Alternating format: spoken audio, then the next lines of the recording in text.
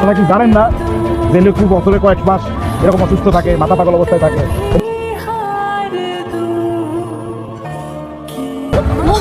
ওনারা উঠতে বলেন না, ওনারা বলেন উঠে। আপনারা তো আমি আগেই করেছিলাম এরকম একটা সুন্দর মাইয়া পাগলের লাগে যায়।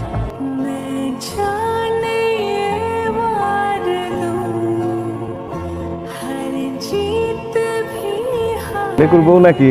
ওই যাও, বাসায় চাল ডাল কিছু নাই তো, তাই রুটি কলা আনতে গেছিলাম। তোর বাসায় কোনো খাওয়ার নাই, তুই আমারই করবো না?